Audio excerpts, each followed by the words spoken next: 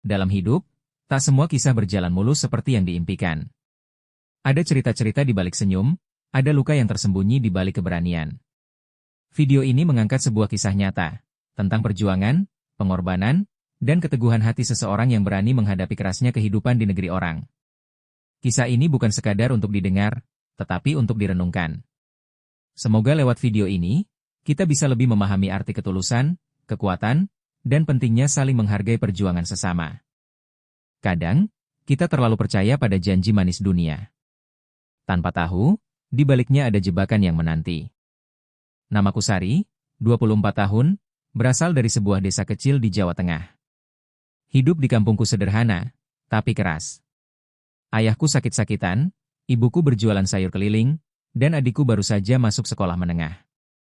Sejak kecil, aku bermimpi bisa mengubah nasib keluargaku, membelikan ayah ranjang baru, membiayai adik hingga kuliah, dan membuat ibu tak lagi harus berkeliling dari gang ke gang membawa dagangan berat. Suatu sore, di tengah keringat dan kelelahan, datanglah Burina, seorang tetangga jauh yang baru pulang dari luar negeri. Dia tampak berbeda, pakaiannya mewah, kulitnya putih bersih, dan katanya, kerja di luar negeri enak, Sari. Gajinya besar. Kamu cukup ngurus rumah, nanti bisa kirim uang banyak ke orang tua. Aku tergoda. Burina membawaku bertemu seorang pria yang mengaku sebagai agen resmi. Pak Yusuf namanya. Ia menjanjikan semuanya akan mudah, paspor, pelatihan singkat, pekerjaan ringan di negara kaya, dan upah besar. Bahkan katanya, tak perlu bayar apa-apa sekarang, nanti dipotong dari gaji. Malam itu, aku tak bisa tidur. Aku membayangkan rumah baru untuk ibu. Aku membayangkan ayahku sembuh dengan perawatan yang layak. Besoknya, aku menyerahkan semua dokumen, KTP, KK, ijazah. Tak ada rasa curiga. Bagiku, ini adalah tiket menuju surga kehidupan yang selama ini aku impikan. Dalam hitungan minggu, aku sudah berada di Jakarta, tinggal di penampungan agen, menunggu jadwal keberangkatan.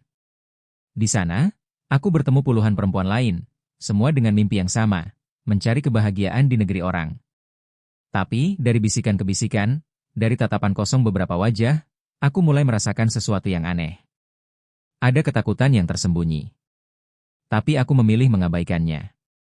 Toh, mungkin mereka hanya gugup, pikirku.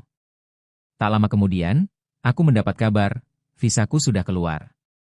Aku akan berangkat dalam 2 hari. Aku pun menelepon ibu untuk berpamitan. Suaranya bergetar menahan tangis. Hati-hati ya, Le.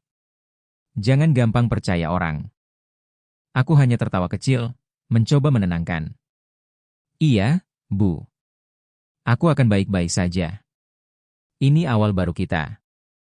Aku tidak tahu bahwa janji manis yang kubeli dengan seluruh impianku justru akan membawaku ke penjara tanpa jeruji di negeri orang. Tidak semua yang berkilau itu emas. Kadang, kilauannya hanya untuk menipu mata. Hari keberangkatan akhirnya tiba. Dengan koper kecil berisi baju seadanya dan setumpuk harapan, aku dan beberapa teman dari penampungan diantar ke bandara. Pak Yusuf tersenyum lebar sambil menyerahkan pasporku. Semangat, ya, Sari. Ingat, ini jalan menuju hidup yang lebih baik. Aku hanya mengangguk, menahan gugup. Ini pertama kalinya aku naik pesawat, pertama kalinya meninggalkan tanah air. Setelah belasan jam perjalanan, aku akhirnya tiba di negara tujuan, sebuah negara Timur Tengah yang namanya sering kudengar di iklan-iklan lowongan kerja. Namun, begitu mendarat, ada yang terasa aneh. Aku tidak melalui imigrasi seperti biasa. Seorang pria bertubuh besar menjemputku langsung dari pintu keluar khusus. Dia tidak memperkenalkan diri, hanya memberikan isyarat agar aku mengikutinya. Tanpa banyak bicara, aku dibawa ke sebuah ruangan sempit di luar bandara. Di sana, aku bertemu beberapa perempuan lain, beberapa di antaranya tampak sangat ketakutan. Ini bukan jalur resmi, bisik salah satu dari mereka. Aku tertegun. Jalur tidak resmi? Apa maksudnya? Tak lama kemudian, datang seorang wanita berpakaian serba hitam. Ia membawa berkas-berkas, menyuruh kami menandatangani sesuatu. Semuanya berbahasa asing, aku tak mengerti satu kata pun. Ketika aku bertanya, ia hanya menggeram keras, membuatku terpaksa menandatangani dengan tangan gemetar. Dari situ, aku baru sadar, aku bukan akan bekerja seperti yang dijanjikan, Aku dijual ke sebuah agen lokal yang akan mendistribusikan kami ke rumah-rumah majikan. Semuanya tanpa kontrak resmi, tanpa perlindungan hukum. Kami adalah barang dagangan. Malam itu, aku tidur di lantai dingin bersama belasan perempuan lain. Bau keringat, ketakutan, dan isak tangis memenuhi ruangan. Seorang gadis dari Sulawesi, Mira, membisikiku dalam gelap, kita sudah dipegang agen gelap. Kita kayak budak di sini. Aku ingin menangis. Aku ingin pulang. Tapi pasporku sudah diambil. Aku tidak punya siapa-siapa di negara ini. Aku tidak tahu harus bagaimana. Esok paginya, kami semua dipajang seperti barang lelangan. Satu persatu dipilih oleh para calon majikan. Sebagian dinilai dari warna kulit, sebagian dari postur tubuh, sebagian hanya berdasarkan tampang. Aku dipilih oleh seorang wanita parubaya bertubuh besar. Tatapannya tajam, penuh penilaian. Ia menunjukku tanpa berkata-kata, lalu menyerahkan sejumlah uang ke pihak agen. Aku, Sari, resmi dibeli. Saat mobilnya melaju meninggalkan tempat itu, aku menatap keluar jendela, mencoba menahan air mata. Di luar, dunia asing ini tampak begitu indah. Gedung-gedung megah, taman-taman luas, langit biru cerah. Tapi aku tahu, untukku, ini bukan lagi surga yang dijanjikan. Ini adalah awal dari mimpi buruk panjang yang belum pernah kubayangkan. Terkadang, penderitaan tidak datang dalam sekejap. Ia menyusup perlahan, menjelma menjadi keseharian yang tak lagi bisa kutolak. Hari pertama di rumah majikan, aku masih berusaha berpikir positif. Aku memperkenalkan diri dengan suara pelan, sambil membungkukkan badan sebagai tanda hormat. Majikanku, seorang wanita bertubuh besar yang dipanggil Madam Salwa, hanya melirikku sekilas, lalu menyuruhku mengikuti pelayannya yang lain, Amira, seorang TKW dari Filipina. Amira memberiku pengarahan singkat. Kamu bangun jam 5 pagi, bersihkan seluruh rumah sebelum Madam bangun. Jangan bicara banyak. Jangan bertanya. Dan jangan pernah melawan. Aku mengangguk. Semuanya terdengar berat, tapi aku bertekad kuat. Asal aku sabar, aku pasti bisa mengumpulkan uang dan pulang sebagai pahlawan untuk keluargaku. Tapi itu hanya pikiranku di hari pertama. Hari-hari berikutnya berubah menjadi penderitaan tanpa henti. Aku harus mencuci pakaian seluruh keluarga, puluhan potong, dengan tangan. Lalu mengepel lantai 2 tingkat, memasak, mengurus 3 anak kecil yang nakal dan suka memukul. Semua itu harus selesai sebelum jam 8 pagi. Jika ada yang kurang, tamparan Madam mendarat tanpa ampun di pipiku. Satu hari, aku lupa menyiapkan teh hangat untuk suaminya. Tanpa peringatan, Madam melemparkan cangkir ke arahku. Pecahan kaca menggores kulit tanganku, darah menetes, tapi aku hanya bisa membungkuk dan meminta maaf. Malam hari, ketika tubuhku nyaris roboh karena lelah, aku tidak tidur di kamar. Aku disuruh tidur di sudut dapur, di atas tikar tipis yang sudah koyak. Aku ingin menghubungi keluargaku. Tapi handphone yang kubawa disita sejak hari pertama. Katanya, TKW tidak perlu handphone. Fokus kerja. Bahkan makan pun dibatasi. Aku hanya diberi sisa makanan yang sudah dingin. Kadang, sehari hanya 1 kali. Aku mulai sering menangis dalam diam.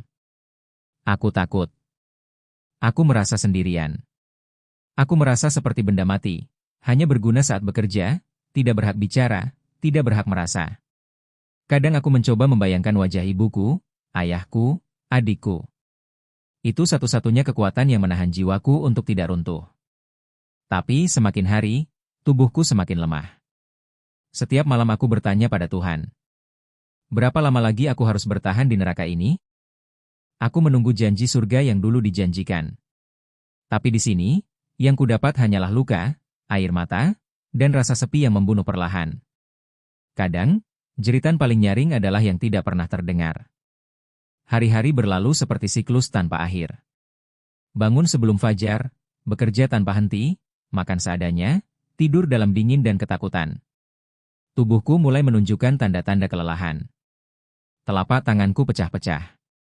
Punggungku terasa seperti retak. Berat badanku menurun drastis. Tapi di mata Madam, aku tetap tidak cukup cepat, tidak cukup bersih, tidak cukup sempurna. Suatu sore, saat aku membersihkan ruang tamu, anak sulung majikan, yang baru berusia 7 tahun, menumpahkan jus ke karpet mahal. Madam masuk dan melihat kekacauan itu. Tanpa bertanya siapa pelakunya, ia langsung mengangkat tangan dan menamparku keras di wajah. Aku terjatuh. Pipi kiriku panas dan berdenyut. Aku bayar mahal untuk Buddha seperti kamu. Kalau tidak becus, kubuang kamu ke jalanan, bentaknya dengan mata merah menyala. Aku ingin membela diri. Aku ingin mengatakan bahwa bukan aku pelakunya. Tapi lidahku keluh. Aku tahu, membela diri hanya akan membuat amarah Madam semakin membara. Malam itu, aku duduk di sudut dapur, membalut pipiku dengan kain basah seadanya. Air mata jatuh tanpa bisa kutahan. Aku ingin sekali menjerit. Tapi aku tahu, tidak ada yang akan mendengar. Tidak ada yang akan peduli.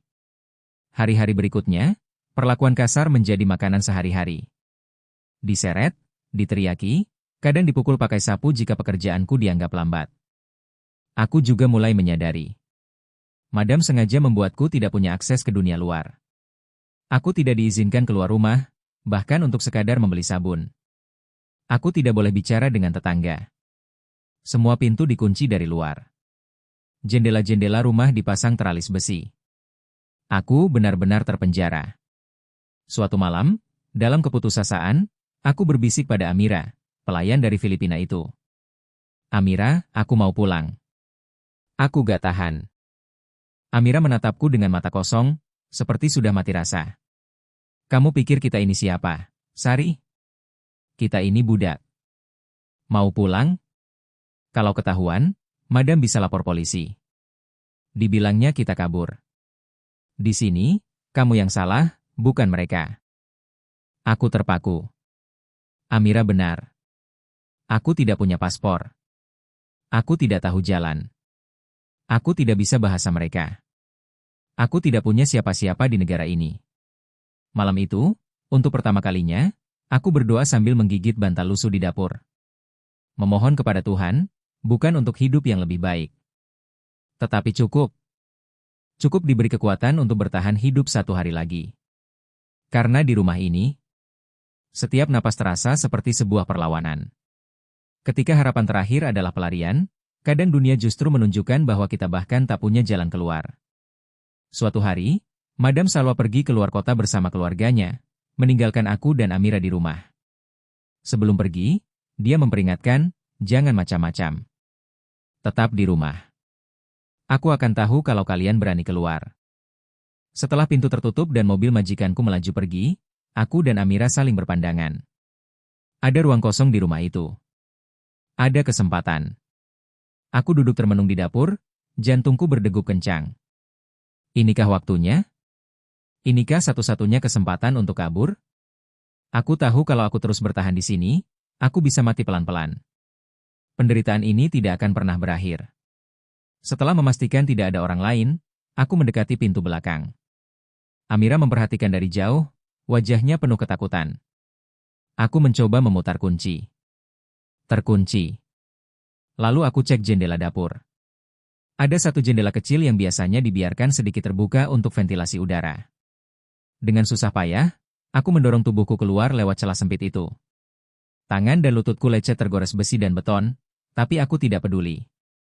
Yang ada di pikiranku hanya satu, bebas. Aku berhasil keluar ke gang kecil di belakang rumah. Kakiku gemetar. Aku tidak tahu arah. Aku hanya tahu aku harus menjauh. Aku berlari kecil, menundukkan kepala. Orang-orang lokal menatapku aneh. Gadis asing, compang-camping, berlari sendirian di tengah siang bolong. Aku tidak tahu harus kemana. Aku tidak tahu bahasa mereka untuk meminta tolong. Aku tidak tahu adakah tempat aman untuk bersembunyi. Beberapa blok kemudian, sebuah mobil hitam berhenti mendadak di depanku. Dua pria turun. Mereka berteriak dalam bahasa asing yang tidak ku mengerti. Sebelum aku sempat berlari, mereka menarik lenganku kasar dan memaksaku masuk ke dalam mobil. Aku berontak. Aku menjerit. Tapi tidak ada yang membantu. Orang-orang hanya menonton seolah itu hal biasa. Di dalam mobil, aku melihat wajah Madam Salwa duduk di kursi depan. Matanya merah menyala karena marah. Mulutnya berteriak, "Kamu pikir bisa lari dari aku? Kamu pikir kamu siapa?" Tanganku diborgol. Aku dibawa kembali ke rumah. Dan malam itu, aku dihukum. Bukan hanya teriakan. Bukan hanya pukulan. Madam memukulku dengan ikat pinggang, berkali-kali, sambil menyebutku, budak tak tahu diri. Aku pingsan di lantai, tubuhku penuh lebam. Amira mencoba menyelimuti tubuhku dengan kain tipis, sambil menangis pelan. Dalam setengah sadar, aku berjanji pada diriku sendiri. Aku tidak akan mencoba kabur lagi. Bukan karena aku menyerah.